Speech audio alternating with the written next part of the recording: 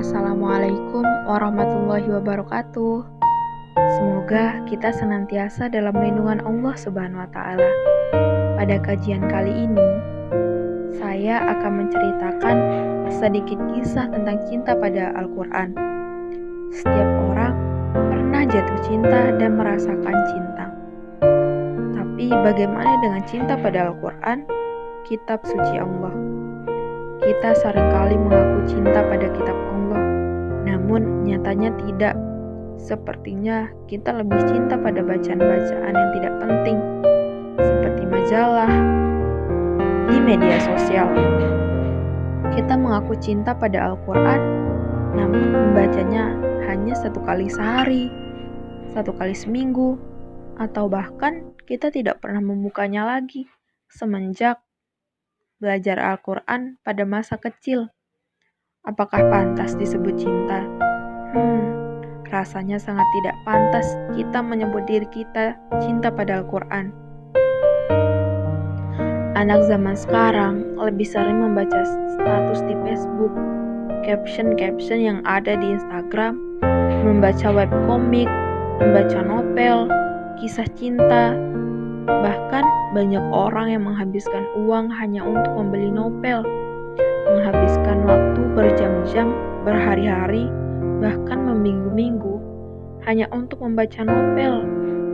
Sudah berapa novel yang selesai dibaca? Mungkin belasan atau bahkan puluhan novel sudah selesai dibaca. Namun bagaimana dengan Al-Quran? Mungkin saja hanya menyisihkan waktu beberapa menit untuk membaca Al-Quran, kemudian tidak pernah selesai membacanya, atau bahkan tidak pernah menghatam Al-Quran sekalipun. Sungguh ini bukan cinta, tapi hanya kepuraan saja. Sepertinya kita lebih cinta pada dunia, tidak penting membaca Al-Quran, merasa sepertinya tidak perlu membaca Al-Quran. Kondisi kita sangat baik, kita mempunyai fasilitas, bahkan sekarang Al-Quran sudah tersedia di HP, yang dimana HP selalu kita bawa, tapi nyatanya hanya disimpan saja, tidak pernah dibaca, atau bahkan tidak pernah membukanya. Lalu bagaimana seseorang yang benar-benar cinta pada Al-Quran? Mari kita sama-sama menyimak kisah anak-anak Gaza penghafal Al-Quran. Kita sama-sama tahu bagaimana kondisi Gaza. Di sana sangat krisis, berbagai macam krisis terjadi, mulai dari kelaparan, ketiadaan sanitasi, tidak ada fasilitas, dan yang terpenting adalah krisis listrik. Dalam sehari, biasanya listrik menyala hanya 2 jam saja.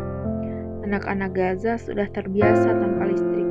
Namun, situasi yang pelik dan kondisi yang sangat buruk tidak menyurutkan semangat mereka untuk tetap belajar mengkaji Al-Quran. Sedari fajar, anak-anak Gaza telah berkumpul dalam halaqah di masjid. Sedang para hafiz yang telah beranjak remaja memperdengarkan lantunan ayat suci Al-Quran untuk kemudian dihafalkan. Menurut mereka, Al-Quran adalah yang utama. Mereka belajar hingga zuhur. Kemudian selepas zuhur, mereka menuntut ilmu ke sekolah. Dan lagi-lagi, pelajaran yang utama adalah pembelajaran tentang Al-Quran. Sangat malu mereka dalam kondisi seperti saat ini. Kondisi yang buruk, mereka tetap saja senantiasa membaca Al-Quran dan menghafalnya. Al-Quran adalah napas. Dengannya kami hidup. Tidak pernah sekalipun kami meninggalkan Al-Quran. Oleh sebabnya, dengan keadaan yang begitu terbatas, kami dapat tetap hidup dan berjuang meskipun dalam kondisi terkepung dan tanpa adanya fasilitas. Hal ini sudah menjadi hal yang wajar, tutur salah seorang anak dari Gaza, Yahya. Bahkan setiap bulan, gelaran penghargaan untuk para hafiz Al-Quran dilangsungkan. Digelar, ada ratusan anak Palestina yang diwisuda sebagai hafiz Al-Quran dan hafalan yang terdiri dari 10 juz, 25 juz, hingga 30 juz. Ini baru namanya cinta pada Al-Quran, bukan kita yang senantiasa membaca postingan di Facebook dan di media sosial. Kita harus belajar dari mereka. Mereka dengan situasi dan kondisi yang sangat buruk dan sangat tertekan, mereka tetap senantiasa membaca Al-Quran dan menghafalnya. Itu yang benar-benar cinta, bukan seperti kita hanya cinta di mulut saja. Banyak sekali manfaat dan keutamaan membaca Al-Quran. Rasulullah SAW bersabda, sebaik-baik lebih ibadah umatku adalah membaca Al-Quran.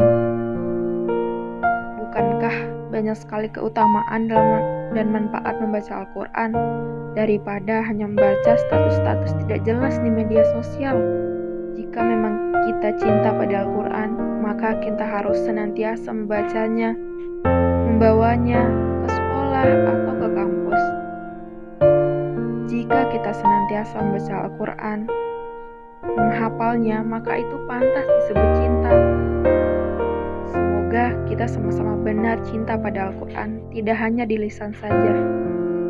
Semoga kita sama-sama belajar dari kisah tersebut, dan semoga hati kita tergerak untuk senantiasa mencintai dan membaca Al-Quran.